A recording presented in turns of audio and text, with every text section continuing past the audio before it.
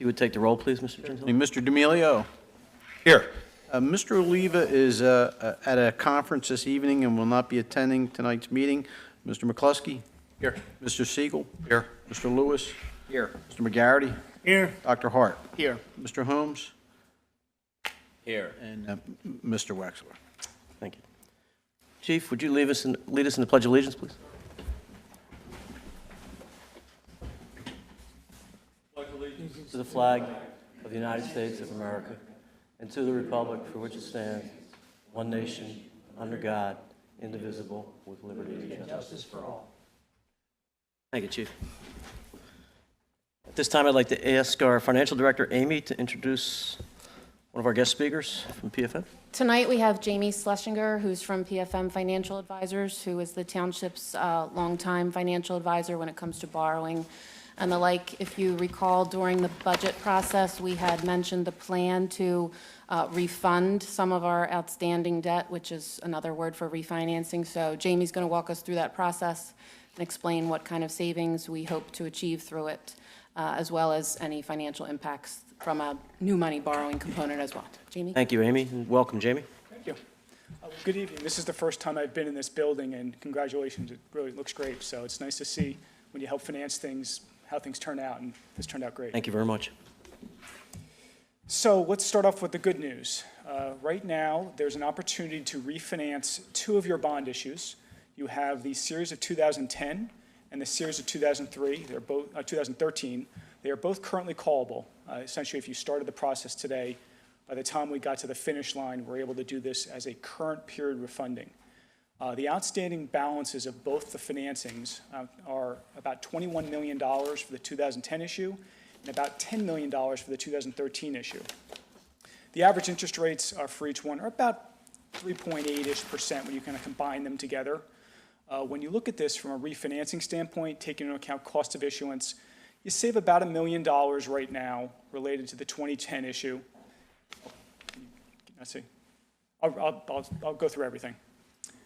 You can save about $1 million related to the 2010 issue.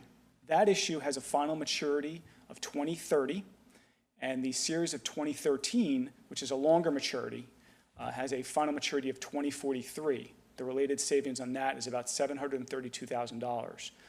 If we were to do any refinancing, we would not extend out any of the debt associated with the particular financings itself. Even though it would be one combined issue, we'd have things separated out. So from our perspective, the original loan of original bonds of 2010 would have a 2030 maturity, and the 2013 issue related to that would be 2043. And combined, we're talking about $1.5 million, maybe $2 million once it's all said and done from a refinancing standpoint. Just like any refinancing, you take into account cost of issuance associated with it, and just like a home mortgage, all we're doing is just reducing higher interest rates for lower interest rates. Any questions on that? Is the total savings net of the fees? That's correct. So, okay. That's what would be in your pocket. Now, the structuring, how we take the savings, we can determine a little later whether you take it over time or up front. That's just more of the details of the analysis. Okay. Very good. But for now, we have some savings to take advantage of. More specific on the, if you could be more specific on the keeping the maturities to match the assets that we funded. It's one thing to say the 2010s won't go beyond 2030, but within the 2010s, there was a batch that were going to mature in 5 years, 10 years, 15 years, 20 years. You still match those maturities so that, because they're matched to assets, so you never borrow more than 100 or a couple points more than 100% of the useful life of an asset. So I think it's important for people to understand it isn't just that they go out to 2030, it's that the original maturity schedule matched to the assets financed by these bonds does not change. Correct. But the cost of each one of these bonds, the interest rate we pay on each one of these bonds goes down. Exactly right. Yeah, exactly right. Some issuers, if they have trouble with cash flow, may extend their maturities out for Right. whatever reason. That's not happening here. This is simply your interest rates are a little higher, meaning your coupons are a little higher today than they could be. So we're taking advantage of the option that we have to refinance and reduce the interest rates. So this is an example. And, right, in no way increases our debt load. And in fact, with the reduced interest rates that we pay on these bonds, it's likely to have a positive impact on the rating agency's views of our financial strength and our ability to borrow. Exactly right. Yeah, exactly right. So it's important to point out it's about $30 million of outstanding debt, and you'll probably have around $30 million of outstanding debt once it's all said and done with refinancings itself. The credit rating analysts have looked at your credit rating recently, and you were actually upgraded last year to AA1. So you're one notch below AAA standards. So, obviously the rating agencies see you guys are very, very favorable going forward. So we should get strong interest rates when you go to market. To make sure they don't come to any of our meetings. They're very happy with your management and your financial background. So you're doing very, very well. Let's talk about the new money, unless anyone has any questions about the refinancing. It's hopefully simple enough to understand. We're hoping to save some money on that. The new money component is a little more interesting discussion, and this is, I'm not going to go into too much details, but this is a tax consideration. Anytime we do any new money, we've always considered the tax considerations when we've borrowed that. You might recall over the last few years, we've done a few transactions associated with this particular building, the police building, and ultimately the library that we're going to be talking about, as well as some stormwater, I believe, we dealt with, maybe even some roads. So that started back in 2014, and here we are in 2018 now to potentially consider another financing to finish up the last bit of projects that were discussed several years ago. So from a due diligence standpoint, when we started the process, we've looked at the useful lives, number one, and two, we've looked to make sure that we were going to spend a certain amount of the proceeds over a certain period of time to meet the standards of the tax law. From our perspective, you're benefiting from lower interest rates because you're able to issue tax-free interest rates. So for any time you issue debt, this is one of the things that we always consider from an expenditure test. So again, today, you have approximately $10 or $11 million outstanding you may need to finance, and you'll probably spend that over the next year or so. So now is the right time to start to consider financing that new money. So that's the starting point to talk about is tax side of this. Questions on that? Has PFM studied the issue of whether the changes to the tax code have made tax-exempt financing any less, less attractive to investors? That's a great question. And so yes, the end of last year, we did have some changes. And from our perspective, a couple things have happened. And I'm not going to go into a long diatribe about tax reform, but let's just start with your question. Number one, there was a mass amount of debt issued at the end of last year. So that's ultimately opened the door for less debt this year. There's been a much lower supply of issuance this year. So the market is actually very hungry for strong credits like you. About actually a week ago, I sold bonds for Lower Makefield Township, a AA1 credit rating, and we received essentially AAA interest rates on their financing. So the amount of debt outstanding has definitely been a positive for people going out to market. That said, the tax reform did impact things a little bit because ultimately the amount of people interested in tax-free debt has diminished a little bit. Banks aren't as interested in anymore, and they were a big player in the market. But that said, there's still plenty of people out there that want long-term tax-free bonds, and we've seen a large market of people interested in purchasing those bonds. So I wouldn't be concerned with that, but it is a good question you had. Have you, the issue specifically with banks, has that made bank qualified less Yes. an impact? That has less impact now if you're deciding whether only to borrow 10, which is your limit on bank qualification, or you go out to 15 because the marginal difference at this point is not significant? Exactly right. Yeah, right now, in the past, we usually considered bank qualified, and what that means is any debt that was $10 million or less, and that's what we took advantage of the last few times. Anything over that makes it non-bank qualified, which means the banks that are buying these, or people that were buying these, could essentially take a credit of about 85% of that. Well, now that's changed a little bit, so there's less value from the bank qualified status on these financings. So what we've seen is a smaller spread between the tax-free bank qualified versus non-bank qualified. So if you are considering doing a large transaction, well, we're already talking about a refinancing, that's going to be $30 million. It makes some sense to include the additional new money because that spread between tax-free and I was going to say, it makes sense now to borrow a bunch at once. Yes. Because you're not, as opposed to let's borrow 10, and then 6 months into the next year, we can borrow Exactly right. more money because we don't want to blow bank qualification. Exactly right. And you have the reasonable expectations to spend the money, and you're going to pay the cost of issuance anyway at this point. So you might as well add to this particular financing. But again, that's a completely different market than it was in 2014 or even 2016. That's why you hire someone like us to help you guys through this process. But the world has changed a lot, and I think now is the right time to consider doing this whole combined financing. We turn to the next page unless anyone has any other questions. Again, these are just very interesting factors to consider. The main difference between BQ, meaning bank qualified and non-BQ, is really the call provisions. And we took advantage of the shorter calls, which were 5-year calls. And now these would be essentially between 7 and 10-year calls on non-bank qualified. That's going to be the major difference we're going to find in the new transaction is the next time we do a refinancing of this particular debt, it will be about 10 years from today. Because one of the things that was lost with tax reform was the ability to do an advance refunding. And that was one of the big issues that we're finding some of our issuers. We're not able to do those tax-free anymore. So in this case, this debt's going to be locked in. You'll probably see it for the next 10 years or so. So hopefully we'll get some good interest rates related to those. That's one of the things we lost. I assume we're talking at this stage about interest rates that are still so close to the bottom of interest rates we've seen in our lifetimes. Right? Yes, you know, the all-time lows happen. There's been a couple waves of all-time lows. Actually, around 2016 range was the latest all-time low. We actually hit the market around there for the first 10 million, or the second 10 million. So we've kind of dollar cost averaged these particular financings and started, you know, good levels, lowest, and probably a little higher than that. And overall, I think it's going to work very, very well from the major portfolio of debt that we've had associated with these particular new money financings. As an example, this particular $11 million, we expect the interest rates to be, you know, in the 3% range or so. The annual payments will be about $627,000 per year, give or take. Obviously, it's going to change once we go through the pricing process.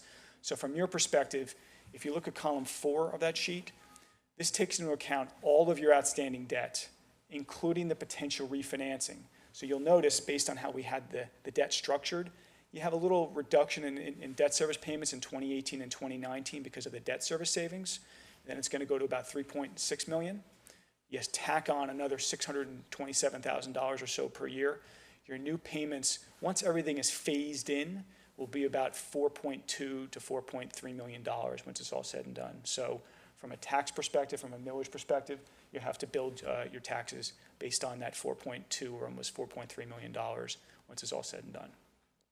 Just like what we did in the past, we're considering doing a 30-year amortization on the new money.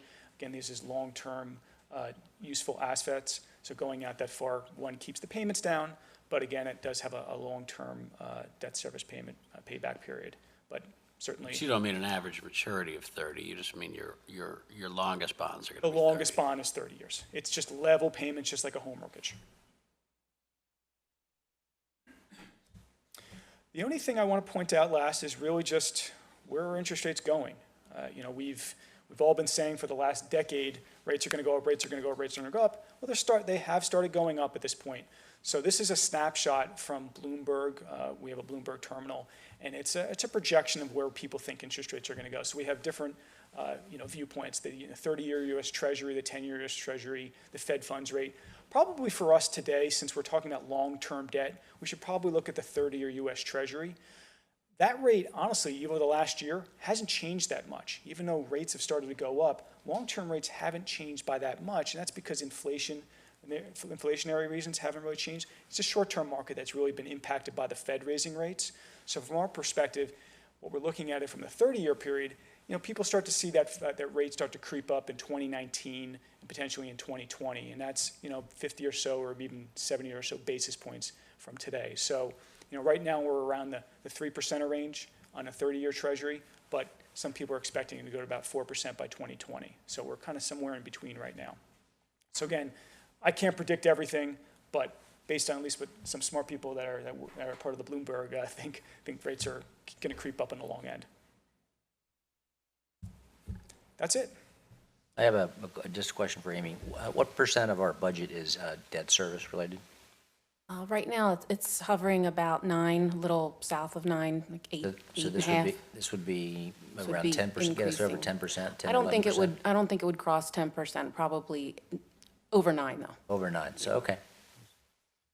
Yeah, this was the plan from the beginning. You know, it's around the same amount of outstanding that we were expected to have.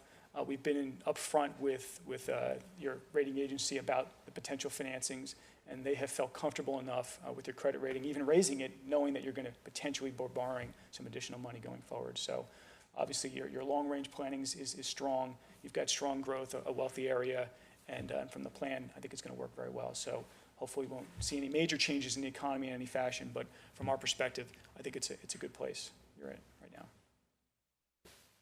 Thank you. Any other questions? Jamie, thank you very much for the presentation. Very enlightening. You'll see me hopefully over the next couple months a few times, but this is the initial conversation. Certainly if you have any questions, go through Amy or Larry and we'll. You gonna see if John wants to stop by and see the new building? Is that? See if John Spagnola wants to stop by and Let's see the stop new by, building? yeah. He has, I don't think he's seen it, has he? He has not. He has not. I know the pension people probably. Stand with the Eagles. He knows so it working out. before. Yeah, he's been a little busy recently. with the Eagles Enjoying working things. out. Great day. Thank you very much. You want to get that Super Bowl money? Our second presentation is our Township Engineer, Pannoni Associates, given by Dave Pannoni on the pedestrian bridge update. David? He was the Eagles. Hold on one second, David, right there. I'll get close. Or maybe I won't get close. That's it. Just hit the enter key. I want to open this one, right? Let me see. I don't want to blow that up, so they could take the whole screen. Yeah, you want to do a Slideshow, right? And then I'm just hitting these arrows, right, to advance it? Yeah, that's all. Okay. All right. Hey, so last meeting, the board had asked I give an update on what's called the Pensy Trail. And hopefully the board can, probably can't see that screen too well.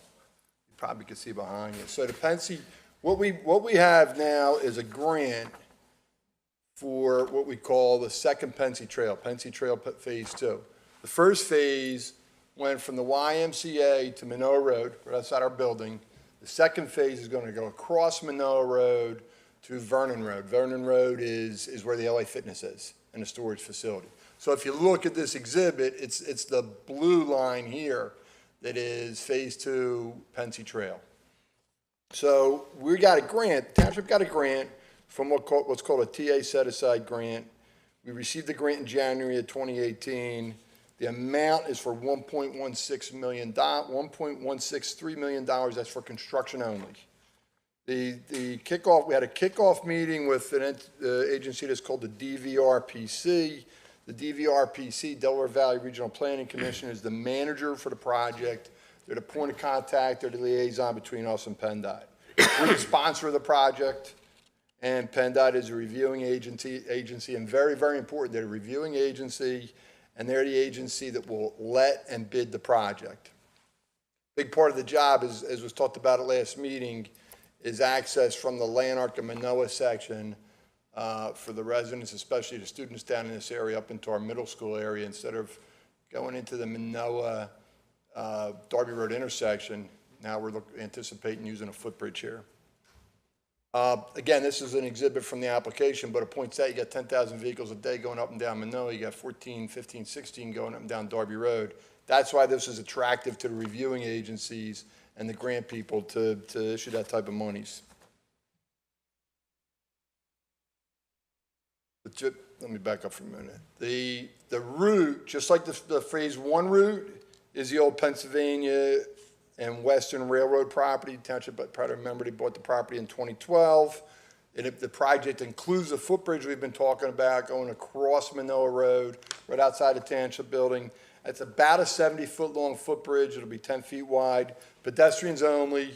It's to be determined whether or not it'll be able to accommodate any kind of a maintenance vehicle, but it's anticipated the use will be for pedestrians. The trail itself will be similar to our other trails in the township, 10-foot wide, paved multi-purpose trail.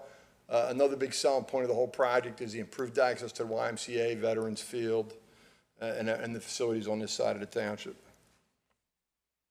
Very, very important, falls a lot on me. One of the things that was stressed by the DVRPC, we have to follow the procedures and processes for the federal funding. We cannot put that funding in jeopardy by not following those procedures. And that means this job has to be designed and bid per what's called PennDOT Publication 408. It's PennDOT construction standards. That's going to really show up in this construction schedule. It's the schedule to design and bid and build this section will be significantly shorter than the anticipated time to build this next section. Here's where the footbridge is. See here's the end of Pensy Trail. Here's obviously our new township building. Here's Columbia Road.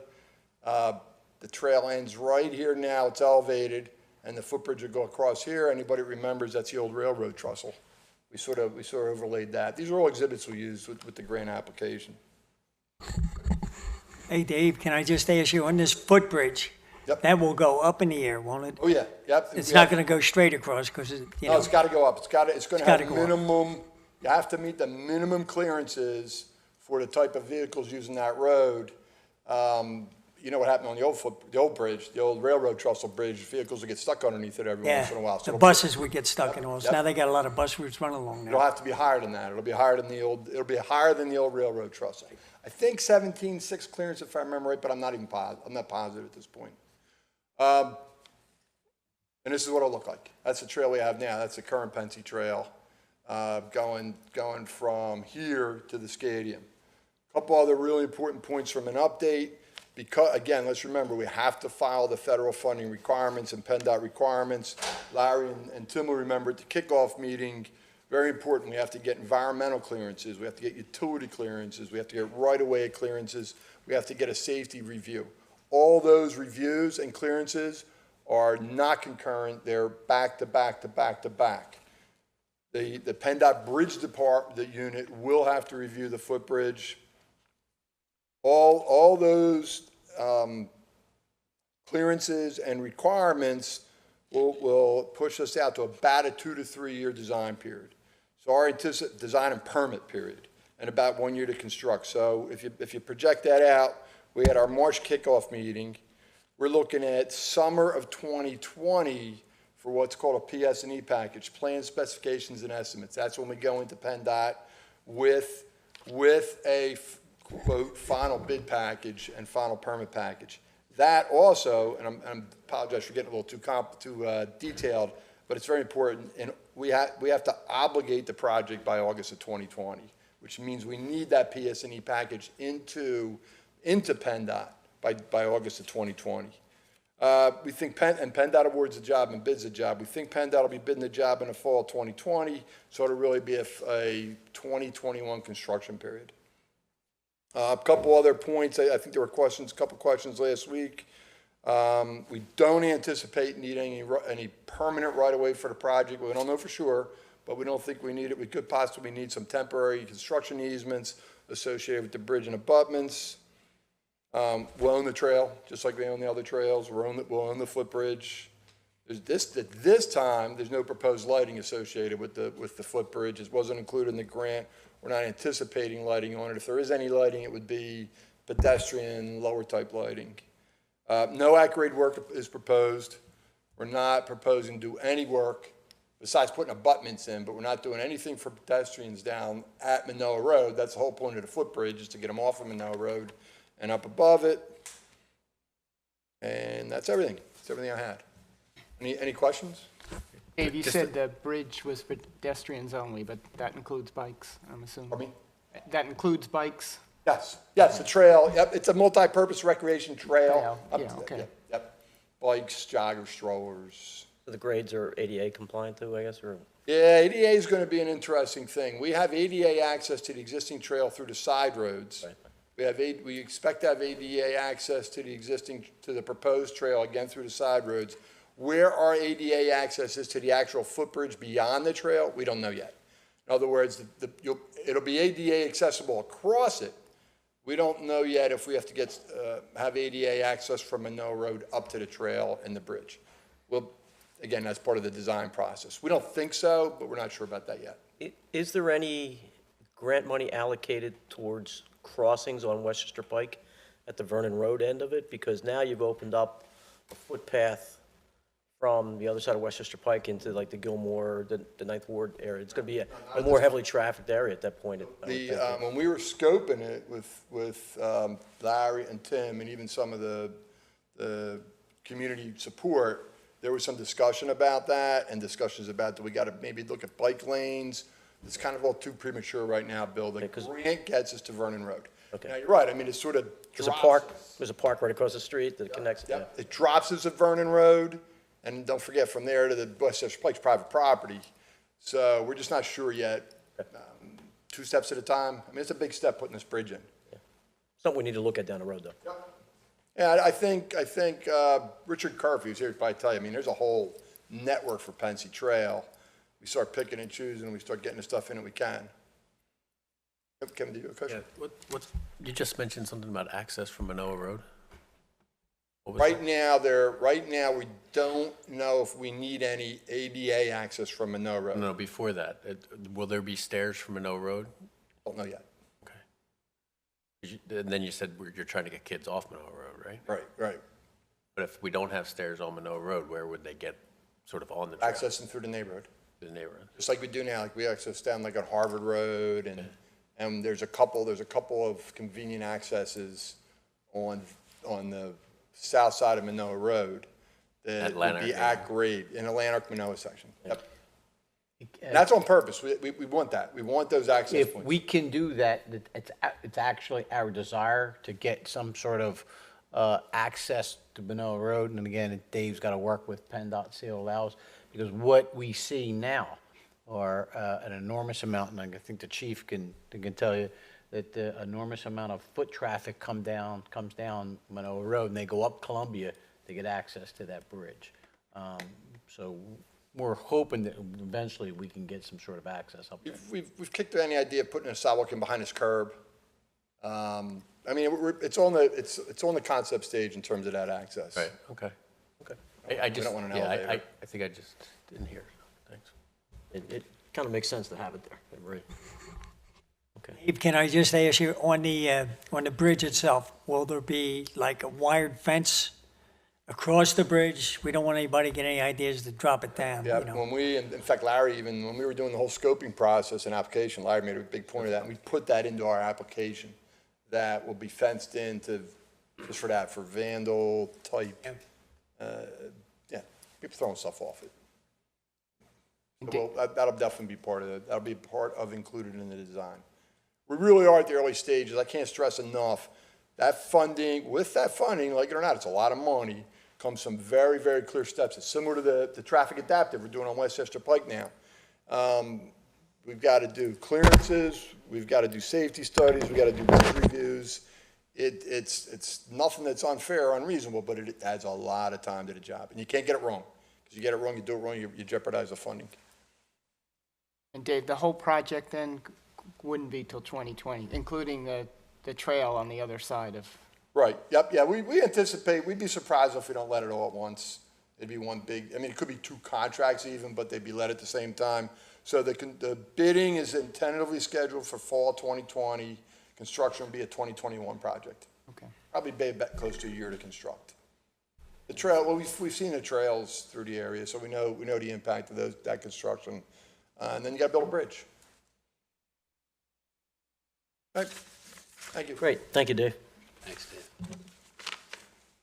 Our next presentation is on recycling survey report.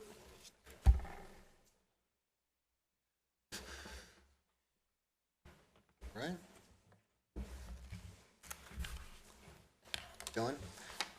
Thank you all for having me here. I think most of you know me, but I'm Dave Schwartz from Ward 2 on the EAC.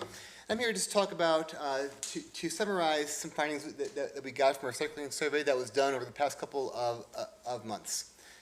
This is a snapshot only. I'm trying to be quick about this. So if you want to see more, the complete results, we can certainly provide that at some point in the future. It's just some highlights. Now, 2 quick things here I just want to note.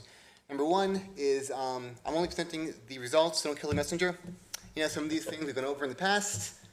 Larry, I'm sure, some of the things we have deemed infeasible, but we wanted to show what's out there. And number 2, this might be a tad slanted because those who fill out a survey on recycling care a bit about recycling.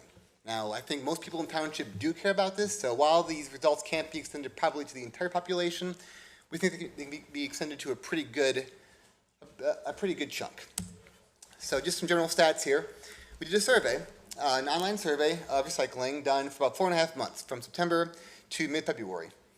Got a lot of responses for this, over 1,300 of them. We advertised it through some email blasts, through some websites. I'm kind of sorry that Commissioner Leave isn't here because I was going to gloat with him that the animation is not working here. Hold on a second here.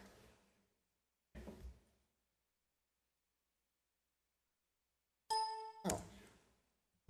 Well, I guess I can't gloat with them. I was going to point out that Ward 2 had the highest response rate, 17.5.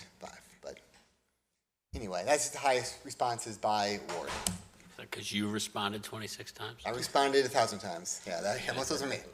But so first of all, the good news. Overall, people are very satisfied with the quality of recycling in township. Upwards of 90% or close to 90% are very satisfied. With the second pie chart there shows, are they satisfied with the amount of information? Again, generally speaking, yes. Some areas for improvement there, and we have some ideas for that. I'm also going to present some recommendations at the end of this thing. Some recommendations we can do unilaterally, some we can do with your blessing, some we can do possibly with a bit more support. But I'll go over that at the end of this whole thing. So first thing we asked about is what obstacles keep you from recycling. By far and away, the biggest ones here, the biggest response here was bins fill up. People simply don't have enough space in their bins. I don't think it's anything new. We've heard a lot about that.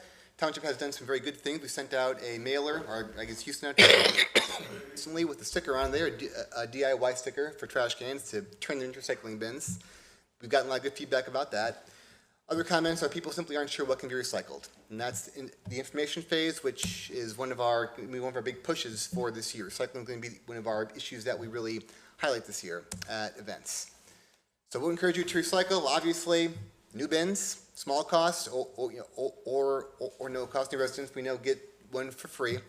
If people, I think, also be willing to spend a few bucks and buy an additional one, or just simply use the stickers that I provided or some kind of printouts. Better information. One thing I should point out, though, is that a sizable chunk of people said no improvements needed.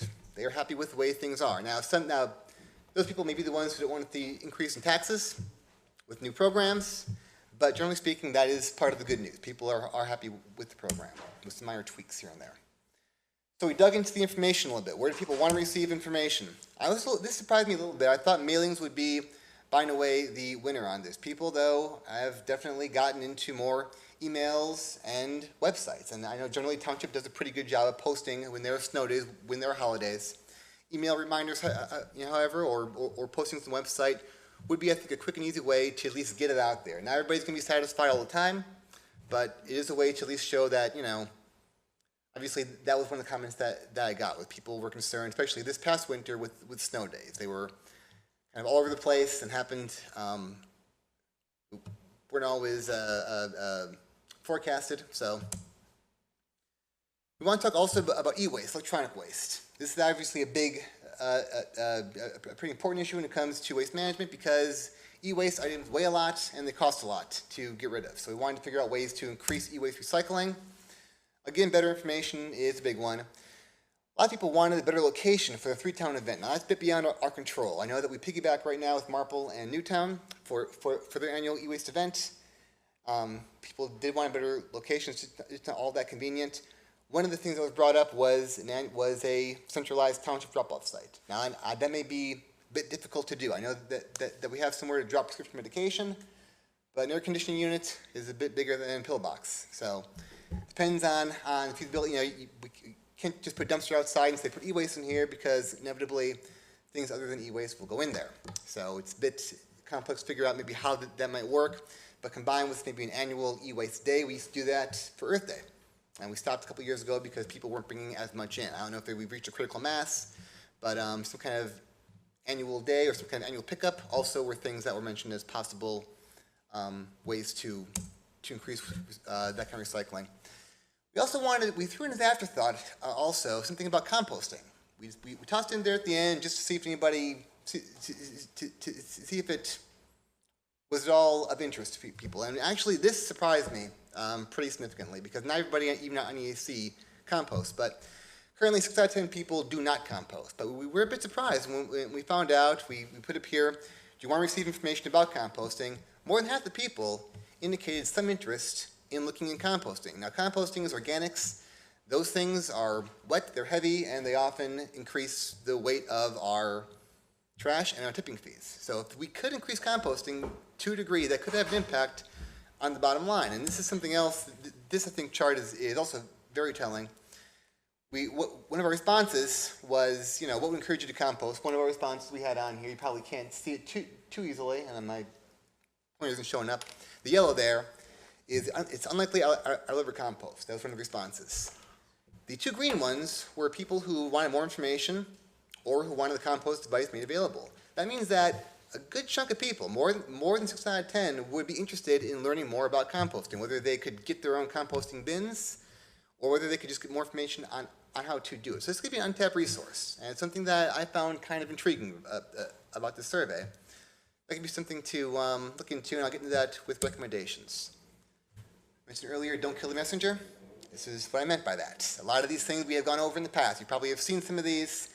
We know that recycling 2 times a week instead of 2 trash days is not feasible. Larry, you've told us that a million times why that's not possible, and we totally get that. It's just the responses that we got.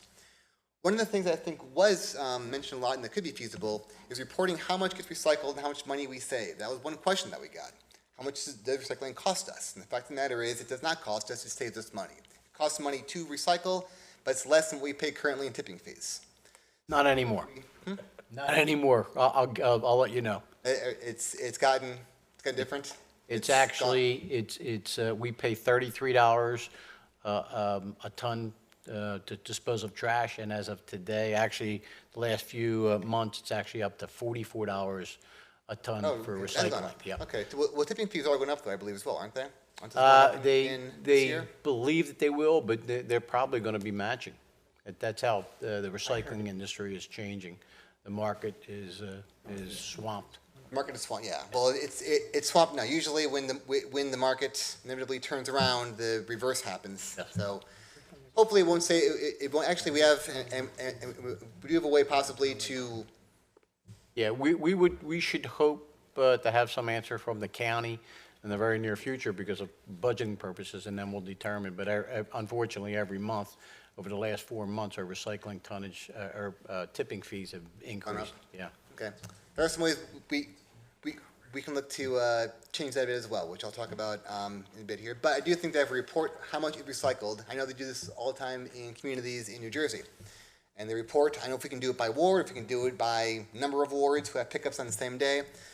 Maybe once per quarter, report how much everybody recycled. That I think is a good barometer. People can see, I mean, one of the comments here, my trash gets thrown in, or my recycling gets thrown in with the garbage. Now that may be a perception thing, but I think if we point out, last quarter, 30% of your material got recycled, that would encourage people that, give them some confidence that yes, these are actually, your recycling is actually being taken away and it's doing what's intended to be doing. People mention expanding materials. That's difficult with styrofoam and plastic bags. The market for that is kind of light. Electronics, however, might be an option.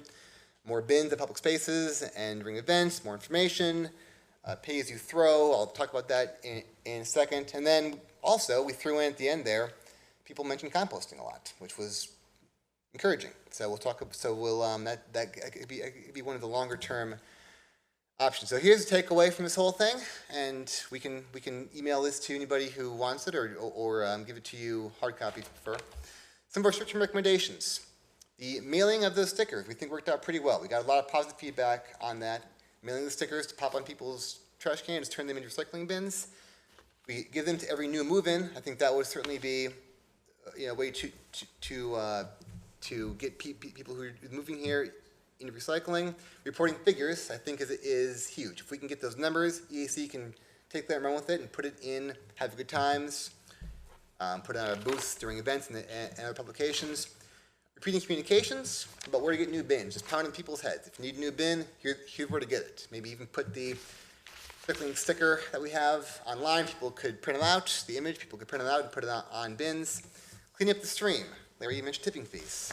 Clean recycling could be an option. I'll talk about that more in the longer term, but if we could do an audit to figure out what is in our stream exactly. It might give us some opportunities to clean it up and pull some things out of there that actually may be worth some money. One thing that I caught going over the responses was kind of helpline or e-helpline.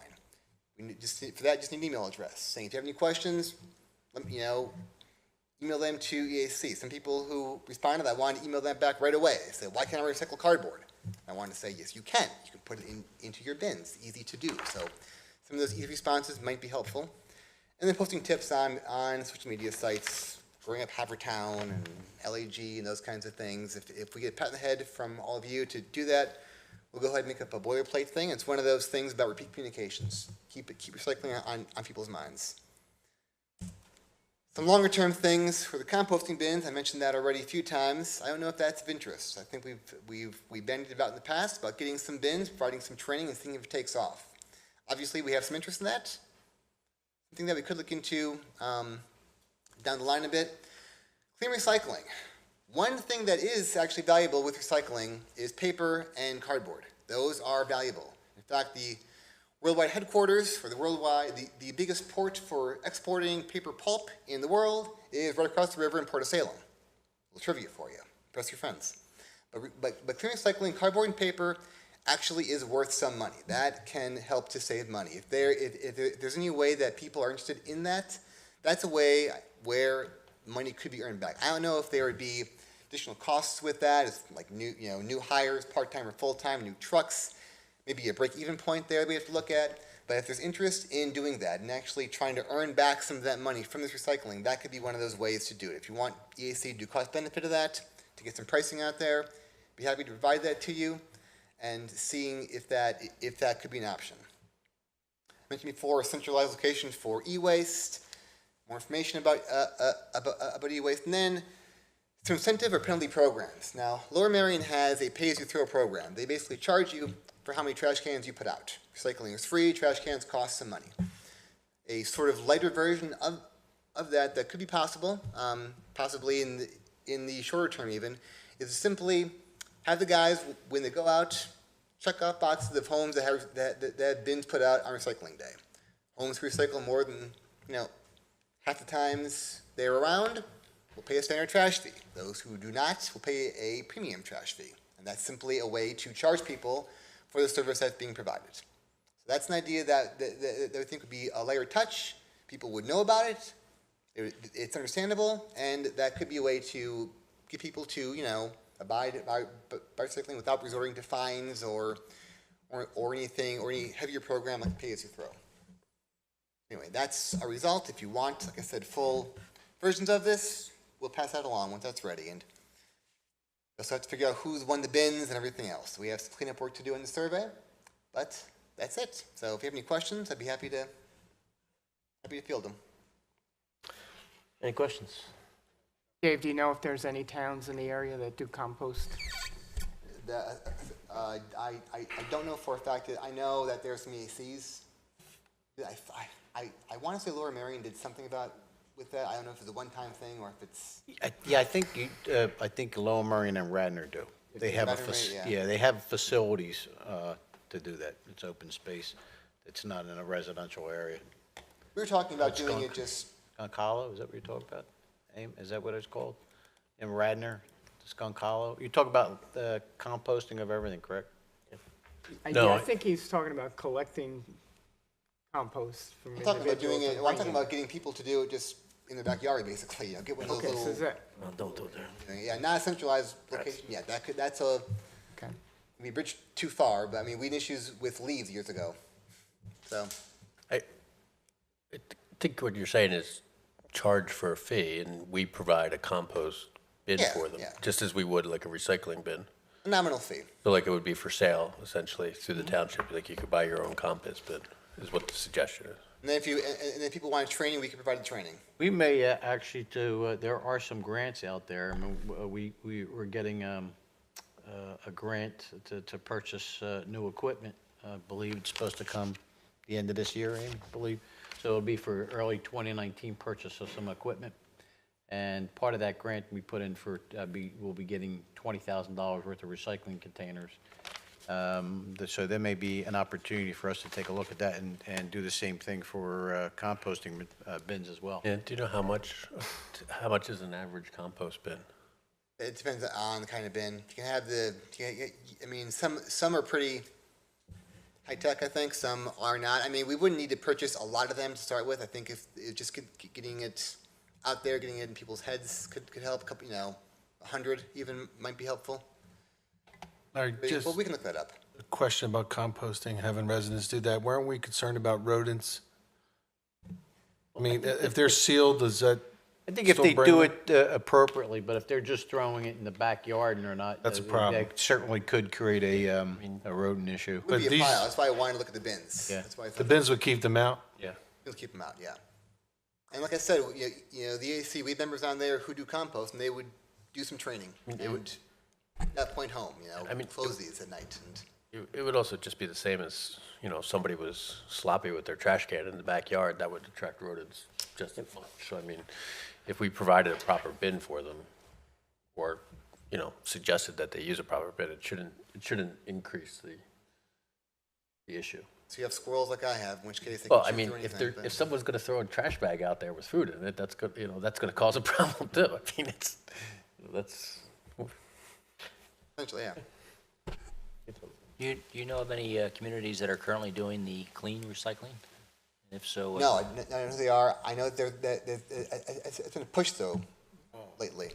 I don't know of any that currently are. We'll look at that though and see what they're making. That's an area I think that we should research. And yeah, so you don't know of any community nationwide that's doing that currently? I know there's some nationwide because there's pricing for cardboard and paper. I don't know of any in the area. Yeah. I'm sure there are a Be couple. interesting to have more research. What's that? Would be interesting to have more research done. Listen to you that guys. topic. Absolutely. Yeah. See how much you really can make off. We have a small opportunity to do it, like our recycling bins that we have down in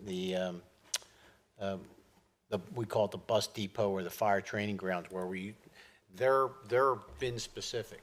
So in most cases, I would say 90% of the time, they're clean, because we then get a little bit more, as Dave was saying, when we take those recycling trucks with the roll-off and take them to our recycling center, they don't have to separate that.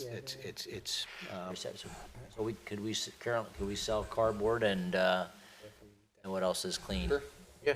And That- paper? We do. We have them Sell that separate. separately? Well, we take it to the same place. We're not taking it at a different location, but we take it to our recycling center, and obviously, we get it more money for that. getting more money for that. It helps with the tipping That's fee. just for those bins that are specific, right? Yeah, now, there's just so- for those bins that are specific. We're in effect doing it, Yeah, we're doing it on very small, but it's almost that kind of and who knows what the future's gonna be if this market continues. Like I said,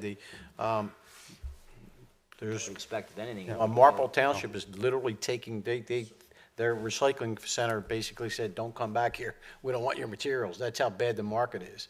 And they actually have to take their materials, and they don't have close to the amount of recyclables that we have. To give you an example, I mean, what Dave was saying, it's a good thing, and we can easily put those numbers on there, but to give you an idea, on a monthly base, our trash is about 1,700 tons. Our recycling, single stream recycling is about 380 tons a month.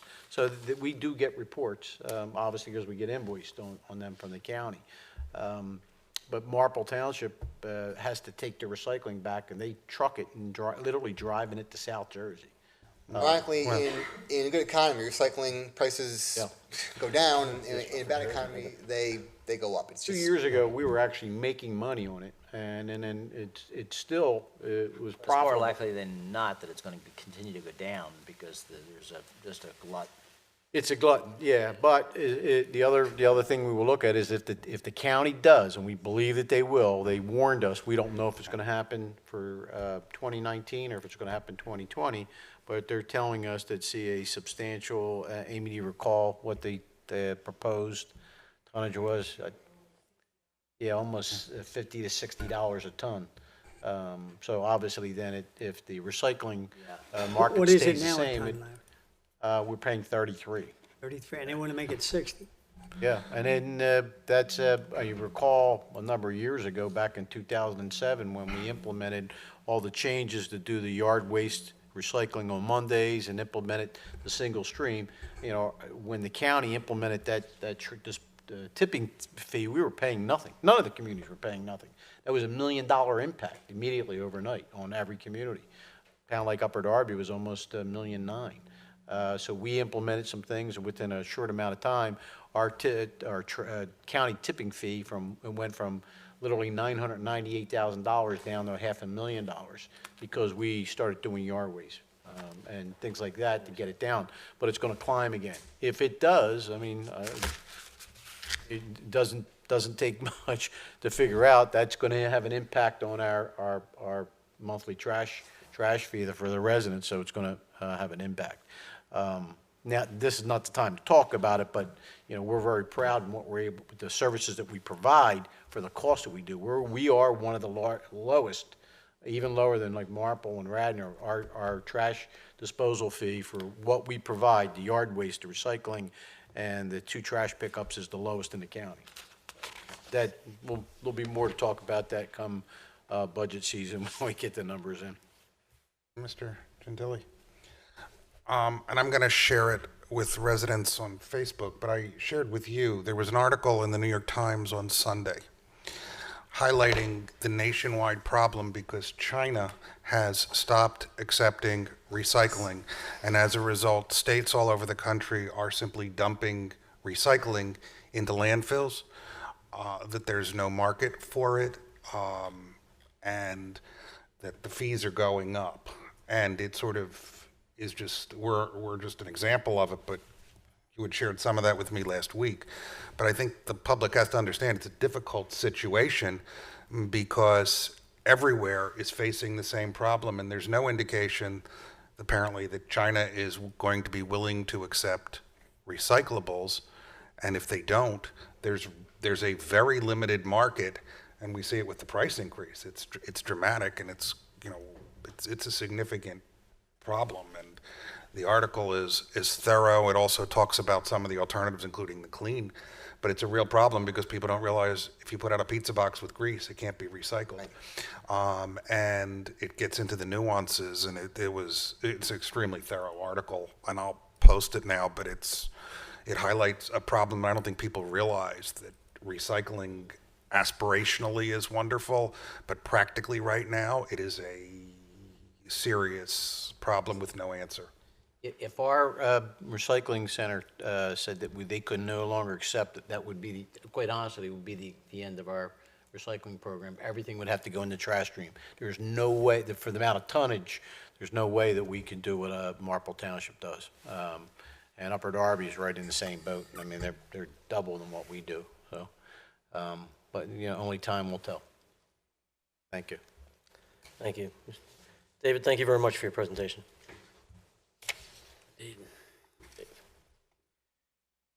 All right, that concludes our presentations. Our police department will present their crime update next week with a new format. Any commissioner committee updates? Commissioner committee updates.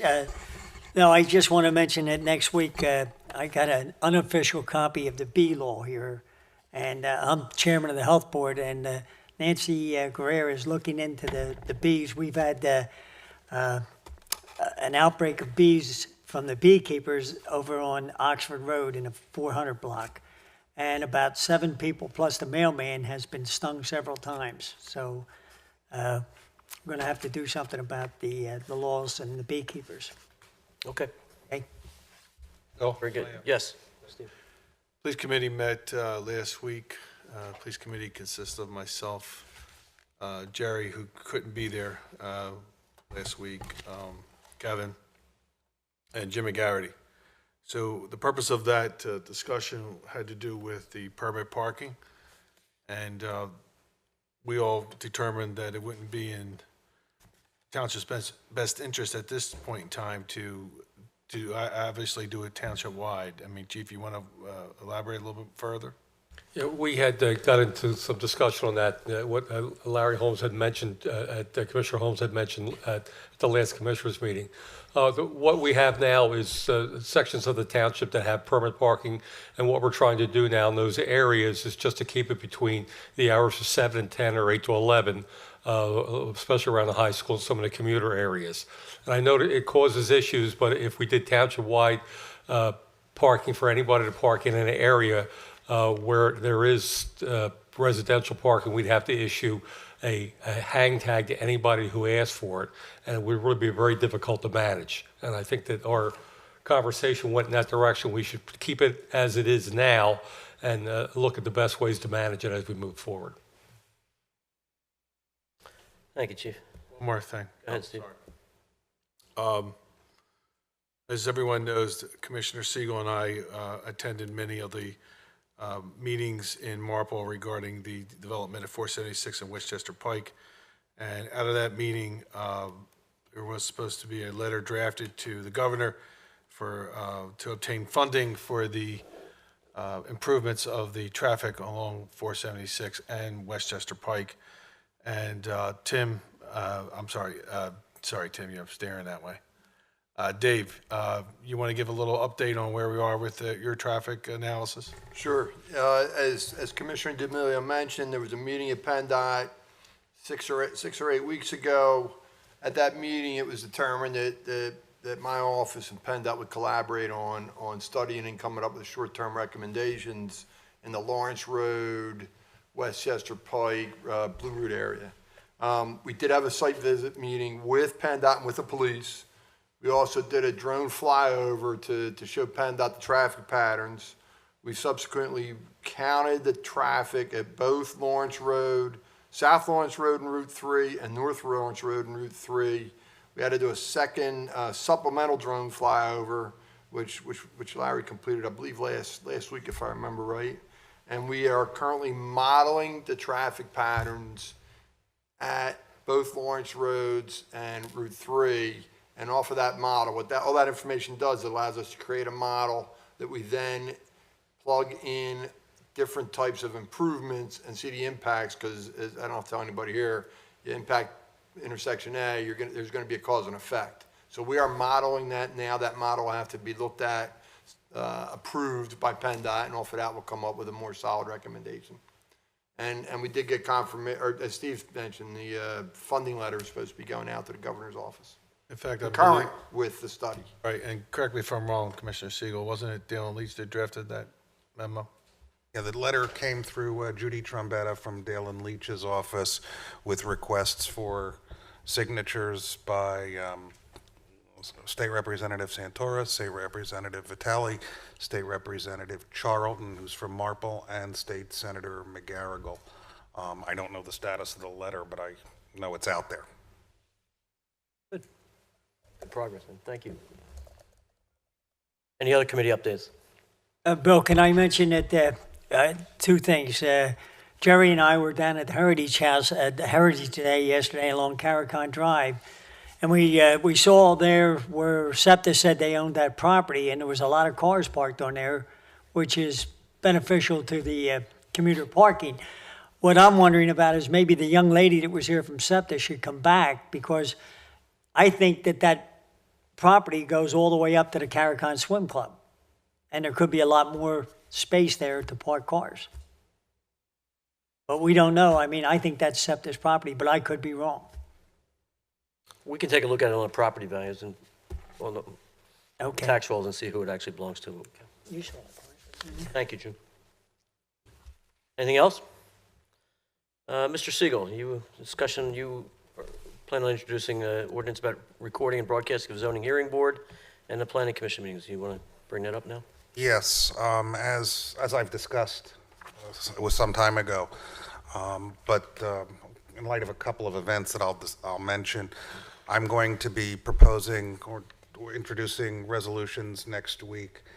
They're in your materials that would call for the recording and broadcast of the Planning Commission and the Zoning Hearing Board meetings. The resolutions call for doing so, but we would include, as we had planned in the past, to include within the fees the cost of the recordings. The reason I bring it up now, as I think it's important, one, we are the only local community that does not broadcast those meetings. We noticed it at the Marple Planning Commission meetings, which Commissioner D'Amelio and I attended, where there was a fairly old-fashioned camera in the back, but they were recording and broadcasting the planning meetings. The planning meetings that we attended were extremely important because they dealt with development that is now going to proceed at the Blue Route area in Marple.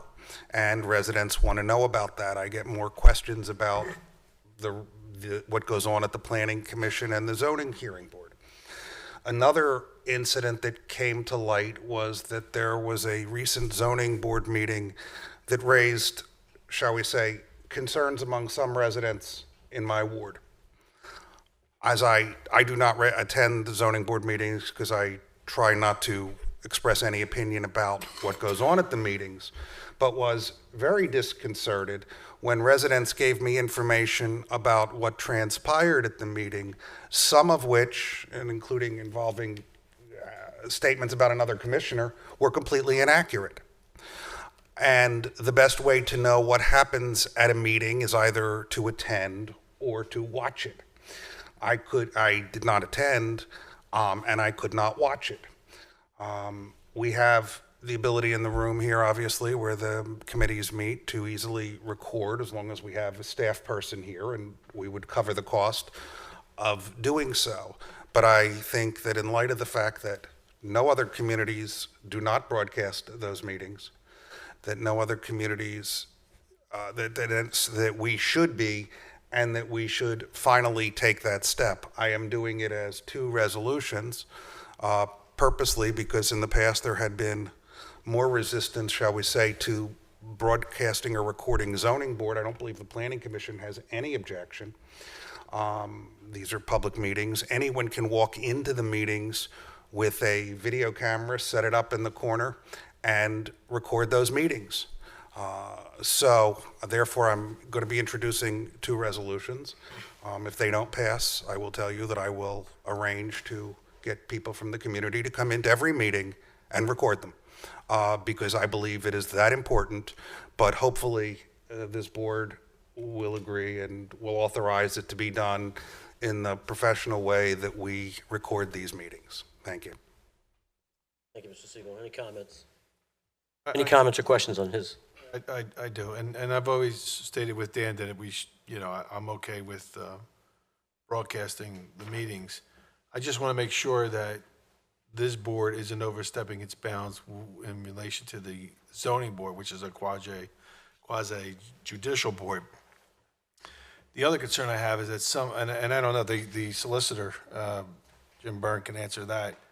And Jim, the other question I have is sometimes before the zoning board there are applicants that have various health issues that there are concerns about that they raise. I mean, I don't know if we're violating any, by broadcasting any HIPAA concerns or whatnot. But other than that, I mean, do we have the jurisdiction to tell the zoning board, or did we reach out to the zoning board recently, Dan? Did you? Not that I'm aware. No. Want me to respond? Yeah, go ahead, sure. First, Commissioner's right that there are a number of towns that do broadcast both the zoning and planning and commissioners' meetings. I've never heard of anybody having any problem with HIPAA as a result of that. There is a little bit of a problem, I think, if either of those boards were resistant to us trying to order them to do that under Section 207 of the MPC and Section 906 of the NPC.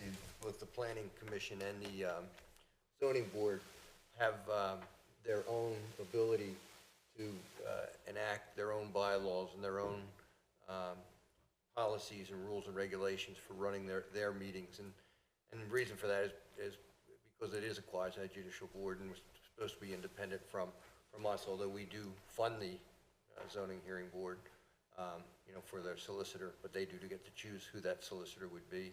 And for any other experts they might have. So I think you could run into a little bit of a problem if there was some resistance, because I think the call on how they run their meetings is up to them, but it's certainly not an illegal thing. I mean, it's certainly. I mean, Dan's right. I mean, with the Right, plan- that you absolutely are permitted to videotape them and broadcast them. There's no problem with that. In fact, there's a number of cases under the Sunshine Law that allows that. And if I may, HIPAA is not an issue. HIPAA deals with medical records, et cetera, and anyone who comes before the zoning board is aware that there are no HIPAA protections in that. Second, with regard to broadcasting, it is the policy of the Pennsylvania courts through which it was updated this year through what's called the public access policy, that all public proceedings should be as public as possible, and that courts or judicial bodies, and that policy does not apply to zoning boards, but it applies to all courts, should be public. I was on the committee that drafted that proposal. When a lawyer, and it's happened to me, appears before many appellate courts, you are videotaped and you end up on PCN. You have no choice in the matter. If it's sufficient for the Pennsylvania Supreme Court to do it, it's sufficient for our zoning board, and nothing we would do is intrusive. There is no difference between whether we turn on these cameras or I walk in here with a video camera. The result is the same. What the difference from my perspective is that when we do it with our cameras, we're going to do what is a professional presentation rather than something you might see when people do it on an iPhone or something. And I would rather residents have the benefit of the technology of a building that we've invested much money in to have that capability. I agree, Dan. I was just making sure we're dotting the i's and crossing the t's, but, I've always, and I've said this too, I don't mind us broadcast. I agree, we should broadcast it. As you said, the Planning Commission in Marple, which was an important meeting, although the technology was very old, Rudimentary. videotaped it.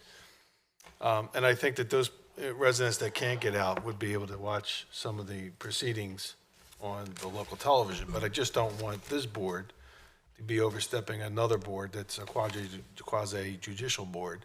And according to Mr. Byrne, if we take the vote, we go to Larry tells the zoning board and the planning commission, we're gonna tape, and they have to do it, or is that still up to them, both, or one? I guess that's a big question, whether the zoning hearing board, and more particularly the zoning hearing board, I think, because the planning commission is more of an advisory board, although they play a very important role in the township, they're more of an advisory board, and the decision ultimately comes to us with respect to whatever plans there are that are made there.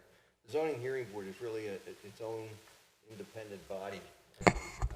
As I said, although it's funded by the Board of Commissioners, the Board of Commissioners really should have no role in controlling them in any way. But, I say all that only because there is an inconsistency there, that there's nothing illegal about videotaping. Right. You can absolutely do it. It's fine if they choose to do it. The question I would have is, and I don't know the answer to it, is if we say do it and they say you don't have the authority to tell us to do it under the MPC, who wins? I don't know who wins that fight. I think When they go off record, and they go off record a lot, someone will be there to stop the tape, stop recording. if they go off record, they'd have to go back in the caucus room or something like that. Well, sometimes they don't, but But they would have to do that with cameras, so. is the camera going to be manned, or is it? It would be handled much the same as your meetings are handled here. If we Right. had an issue that needed to go into executive For session. safety purposes, I would have them go in the back, but I would also cut the video when they go off record. I mean, the ground rules can be done. Right, but in I courts, think they would have to adjust if they're, And, Mr. President, okay. Mr. Holmes, I'd be surprised if you didn't have a comment. Go ahead. this is an issue I've struggled with a great deal because I do believe strongly in the independence of the zoning board.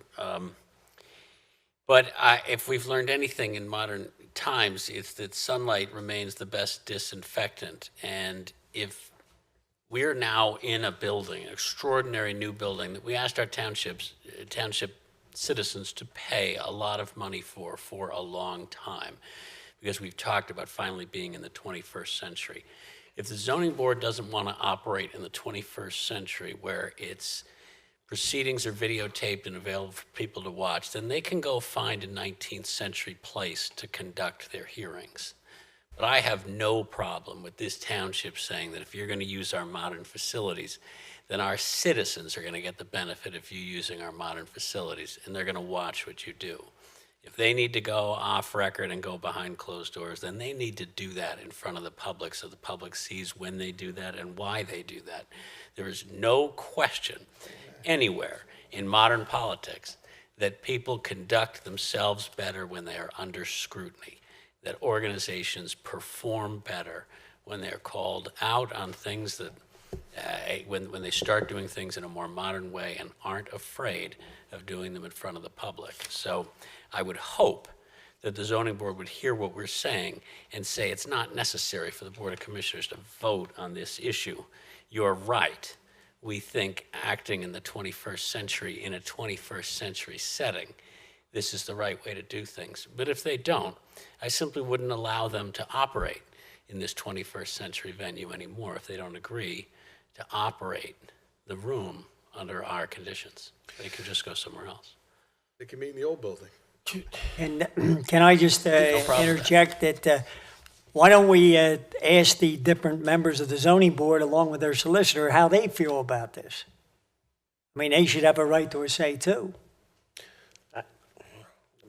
They have said it by not doing it. I mean, I think it's fairly clear that on June, what's today? June we've 4th, never asked them. 2018. Oh, we did ask them. Oh, we had a huge ordeal here 2 years ago, and obviously it caused a major rift between Commissioner Siegel and myself when we, had a resolution and then undid the resolution because we were having an honest battle about what's in our jurisdiction and what's not in our jurisdiction.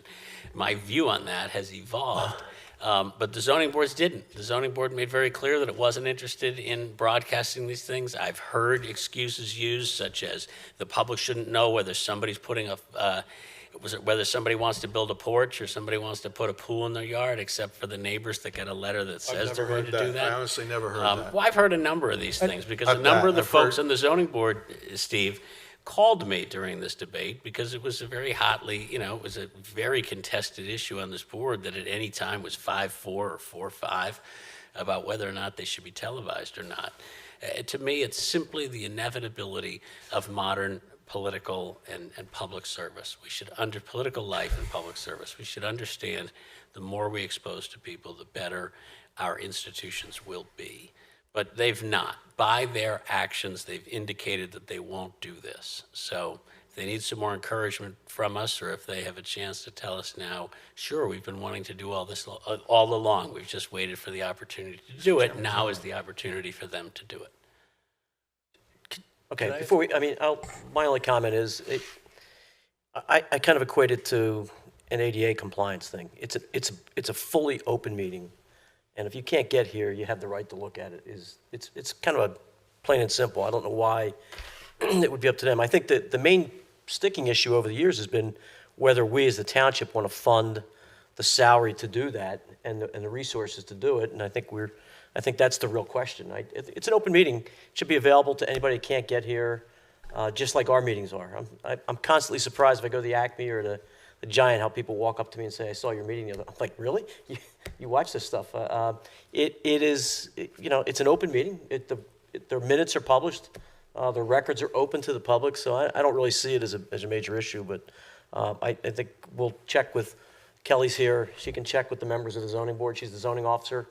She can get back to the township manager to find out if there's any pushback from them. Doesn't the zoning committee meet with the zoning members of the zoning board? Well, we have they can do that. My feeling is we have a zoning officer on our township staff that's liaison with the zoning board every day, so. Our zoning committee is about Who's on the evaluating zoning laws, laws. zoning ordinances. Right. It's not about the So, zoning. I think Kelly can poll the 5 members of the zoning board and then get back to Mr. Gentili and let him know what the feelings are. Who's the chairman of the zoning committee? I'd have to look it up. In a second. Can I ask a question to the solicitor? Yep. While we're looking up for the committee. So I guess my only question, and sort of just thinking this through, and I don't know the answers to these questions, but, And Jimmy. theoretically, I don't know if we need to tell the zoning board that they have to tape it. They wouldn't be the ones recording it anyway. I mean, if someone is permitted to stand with a video recorder and come into the meeting, and we've said that that's agreeable, that's sunshine laws, someone could hold up their iPhone and tape it. We're just turning on our camera, essentially. We're just instructing somebody within our staff to turn on the camera during those meetings. So I don't know if we're saying zoning, you need to tape it. We as the township are saying, we're going to tape it. Right, that's a good point. I mean, you could You know what I send somebody from the township and tape it. I don't think they could stop you. I'm not, we're not going to ask anybody from the zoning board to tape the meeting. We're going to tell a township employee No, I to go hear you. turn on the camera. I don't think that's a bad point. Well, I guess what I was really getting down to is that just that there is the provision that says they make their own policies. Yeah, no, I hear you. That they, and the only thing that scares me a little bit about it is, you don't want to look like you're overruling the zoning board, or that you have some power over the zoning board, because that independence is so important. But I do think that there's nothing wrong with, like, Yeah. what Commissioner Siegel said, if you send somebody to come and tape it. I mean, I don't. And my resolution specifically states that we're authorizing the township manager to take all steps necessary to record the meetings for rebroadcast on the township cable channels, and what I put is in a fiscally responsible manner. In the past, because we visited this matter, it was in 2011, and at that time, the assistant township manager, Lori Widup, had had investigated what the cost would be to increase our fees so that the fees that are paid, it's primarily commercial applicants, would cover the cost of an employee broadcasting the meeting rather than imposing it on us. And that's what I would expect that we would do again. And that's why I put in the language in a fiscally responsible manner. In other words, that is revenue neutral to the township. Well, I think Dan just said to me that it's myself, Dan, Kevin, and Jimmy. I think that we should meet with the zoning board rather than before this resolution and talk to them about it. Well, in all fairness, Steve, we're sitting here tonight, and all those people out in TV land are going to hear what we have to say. It sounds like most of the other commissioners are in favor of it, but the truth of the matter is, why don't we let the zoning board come in and give their ramifications of why they want it or don't want it? They're listening to us out here, and we're giving our viewpoint, but we're not hearing their viewpoint. That's not right. But our They will have an opportunity to make public comment during our discussion next week. Yeah. committee can meet with them, Jimmy, and it's just as good as coming before the board. So, I think we owe them that respect. I mean, we all agree. Close, is it the same as coming to the public? Well, listen, Yeah. that's what we have committees for. No, we have And committees to do. we all in we have agreement. committees. Dan, Mr. I'm Giglio, not let's finished, make it- Larry. I'm sure you are, but you No, I'm just not said something finished. that's So absolutely let me say wrong. this. We have committees, okay, and we should not disrespect the zoning board. We should be open with them and say, this is what we want to do, and listen to them as a committee and bring it back to this board. We do it with everything. This is no different. I don't understand why this committee doesn't want to meet with them. It's a little different. They, as you've pointed out, they are a quasi-judicial board, and the committee doesn't interfere with them. That's more reason why we should meet with them. They're a liaison. The committee is just a liaison to the zoning board between the entire board. So if you want to contact them this week, and then they want to come and present public commentary during the discussion next week, that'd be great. All right, so I'm going to open it up that if any committee person wants to meet with them, I'll send you an email, and we do that. Can I make one Yeah, comment? Mr. Gentili. Whoever meets or whoever has discussion, one advantage, you can tell both the planning and the zoning. Historically, we did not allow, because again, this sophisticated equipment, utilizing the audio visual. And as Kelly will tell you, we don't allow the planning department to do it because there's nobody here to do it. What this allows, if we do have someone here doing the recording, this now allows the zoning and planning to have someone here trained to utilize Right. and present Right, this. and So that's the that- way it should be. If that's we're a going to have selling- some, That's a exactly. selling feature to let them know. Well, sure. Other than that, it's just too sophisticated. No, we don't allow anybody. Well, we to won't come want in. anybody else doing it. We You need can't. somebody, You right? can't. You can't get in the Exactly. room. Yep. No, it's no problem. But whoever does talk with them, that's something important for them to know, that this allows the opportunity now for them to have. Yeah, I mean, access meeting to with this them type is not of going to stop us from passing a resolution that Dan wants to put. That's not going to stop it. Okay. Items for next week are on the agenda before you. Anybody have any questions on those things? We will have a short presentation by the Shade Tree Commission. We couldn't fit them in here tonight because of the other presentations, and there's no work session in July. So they're going to come next week and do a quick presentation on tree loss. And we have a proclamation, a presentation for a police member, and then the other items, the ordinance is there, second reading. First reading with some language change on the property tax credit for firefighters, and then some routine stuff for application for county aid and grants. Yes. We did accidentally leave one item off, and tomorrow I'll be opening up the bids with Mr. Pannoni and his staff. So this will be on for approval for next week, as well as we're opening bids for the walkway. We have received a CDBG grant to make the improvements from the Darby Road, the walkway to the South Ardmore lot to Darby Okay. Road. Fine. So we'll be adding a bid approval process. Any other questions or comments on the agenda for next week? There being none, it's 8:33. I'd entertain a motion for adjournment. So moved. Second. Second. All right, we're adjourned. Thank you, gentlemen.